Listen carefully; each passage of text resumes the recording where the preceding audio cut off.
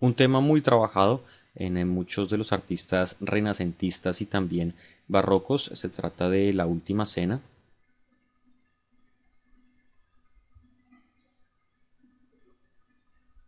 una pintura realizada cerca del 1632, en la cual, a diferencia, por ejemplo, de la obra de Da Vinci, esta Última Cena recoge un conjunto mucho más reunido y compacto. No se presenta una mesa tan extendida, sino simplemente está Jesucristo con sus 12 apóstoles y, por supuesto, todo lo que conlleva esta famosa escena de la historia del catolicismo.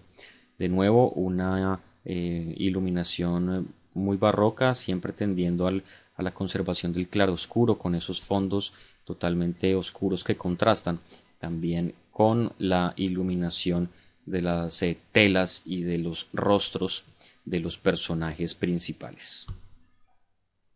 Hablaremos en este capítulo sobre Peter Paul Rubens, o Pedro Pablo Rubens, como se le conoce en castellano, nacido un 28 de junio de 1577 en Siegen.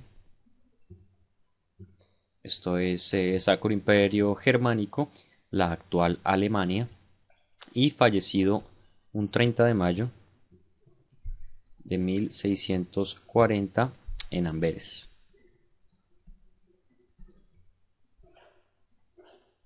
Un artista prolífico que realizó múltiples obras, nos trae este retrato de la marquesa Brígida,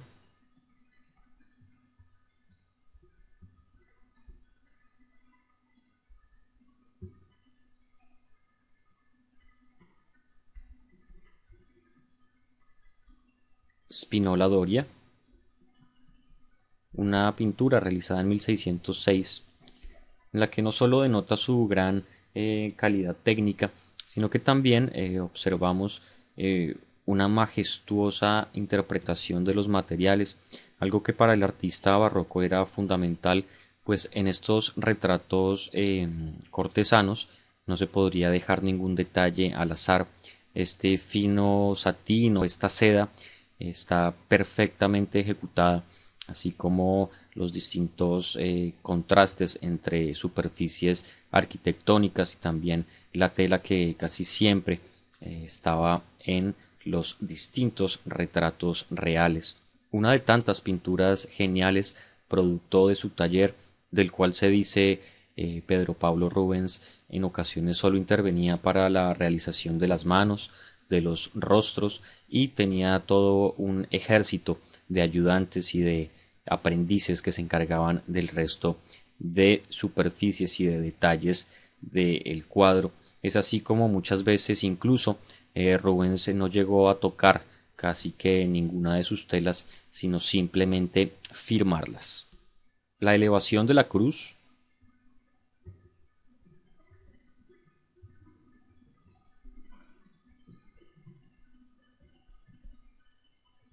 una pintura realizada entre 1610 y 1611.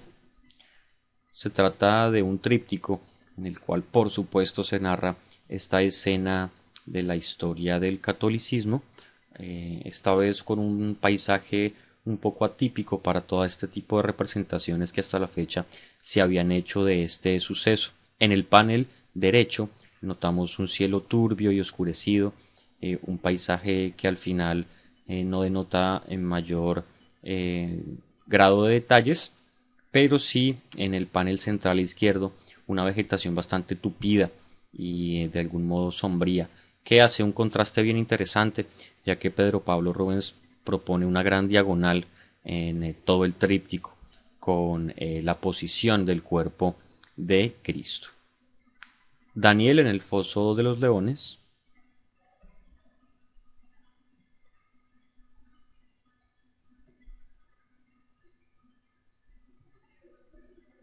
una pintura cercana al 1615. Cuentan los escritos bíblicos que Daniel se desempeñaba como profeta y sabio al servicio de Nabucodonosor II en Babilonia, y que fue encerrado en el foso de los leones por un capricho de algunos gobernantes, ya que en algún momento se decretó que no se podía orar en exceso y Daniel practicaba sus oraciones diariamente. Es así como por este capricho y por esta especie de complot encierran a Daniel en el foso de los leones, pero este no sufre ningún daño, los leones no le hacen ningún rasguño y es luego que es liberado y sus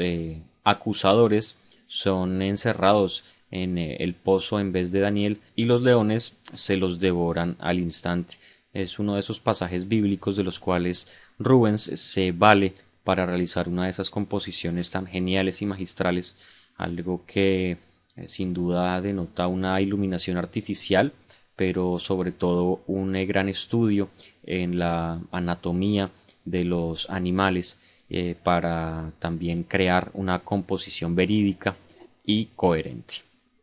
El rapto de las hijas de Leucipo, un tema mitológico del cual muchos artistas también hicieron variaciones, y este es el caso de Pedro Pablo Rubens.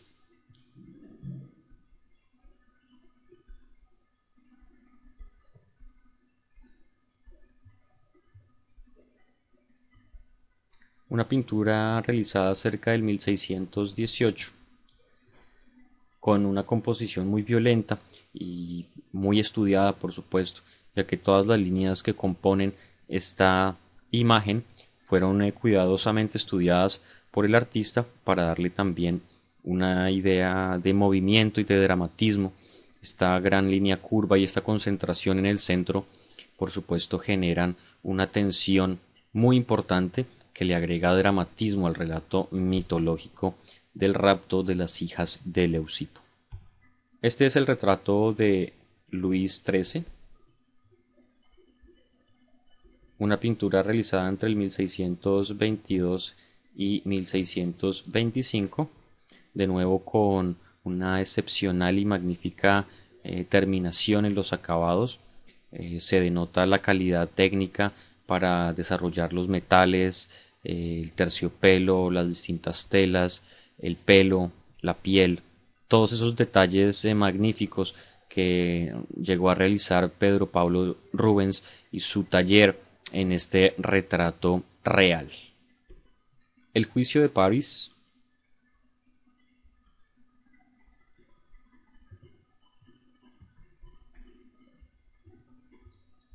Una pintura cercana del 1636 en la cual Pedro Pablo Rubens nos deja ver ese esquema también de la belleza femenina del siglo XVII, y es que muy a diferencia de lo que ocurrió en otras épocas de la historia de la humanidad, el prototipo de belleza de las mujeres del siglo XVII era bastante distinto al que se tiene, por ejemplo, en el siglo XX y XXI, es decir, aquellas mujeres que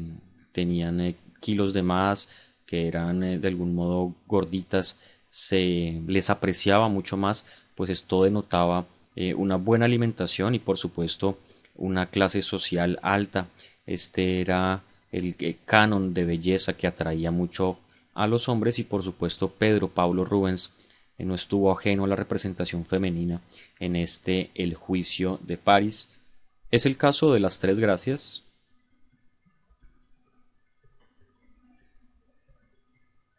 una pintura realizada cerca del 1639, en el cual muy seguramente los estudiosos de la obra de Rubens afirman que toma a su joven esposa como modelo para la representación escultórica de estas figuras femeninas, ya que de un modo mucho más realista es capaz de representar las distintas carnaciones y también las proporciones de estas tres gracias. Recordando que por allá en el 1628, estando en Madrid, conoció a Diego Velázquez, con el cual trabó una gran amistad, y fue justamente Pedro Pablo Rubens quien lo animó a que viajase hacia Italia, viaje que luego haría Diego Velázquez, un viaje que por supuesto marcó su carrera artística. Tenemos uno de sus autorretratos, uno de tantos autorretratos que se realizó no solo en óleo, sino en dibujo y grabado, una pintura cercana del 1639, en la cual notamos ya un Pedro Pablo Rubens muy maduro, un porte de pintor cortesano, famoso y también prestigioso dentro del medio europeo. Un artista que, como dijimos, estableció lazos diplomáticos entre distintos países y que luego, con su joven esposa, dejó 5 hijos. Espero hayan disfrutado de este recorrido por la obra del pintor Pedro Pablo Rubens.